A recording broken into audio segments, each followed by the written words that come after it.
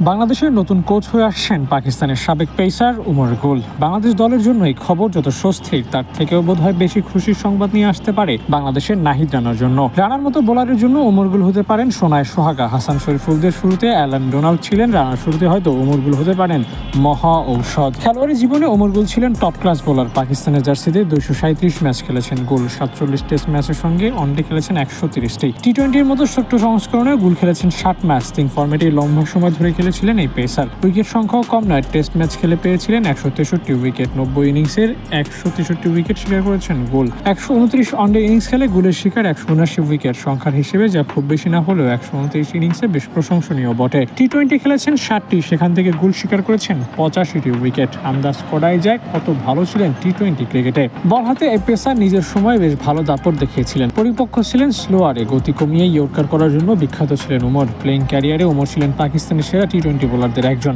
পাকিস্তানের হয়ে টি-20 বিশ্বকাপে 35 উইকেট শিকার করেছেন এই পেসার। ক্যারিয়ার আরও লম্বা হতে পারত, পাকিস্তানের জার্সিতে আরও অনেক ম্যাচ খেলার সুযোগ পেতেন, কিন্তু শেষমেশ আর তা হয়নি। তবে কোচিং ক্যারিয়ারে পুষিয়ে দেওয়ার যথেষ্ট সুযোগ আছে উমর গুলের। বল হাতে নিজের প্রাইম টাইমে যেমন বিধ্বংসী ছিলেন গুল, কোচিংয়ে ঠিক তেমনটাই হতে পারবেন।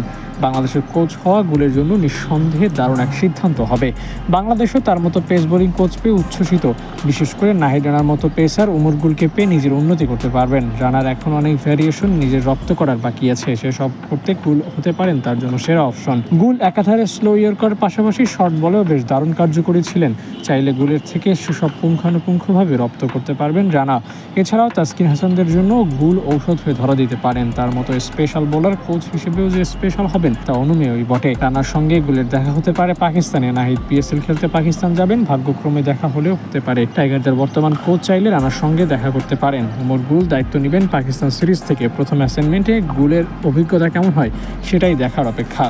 Abu Naim, sports Times.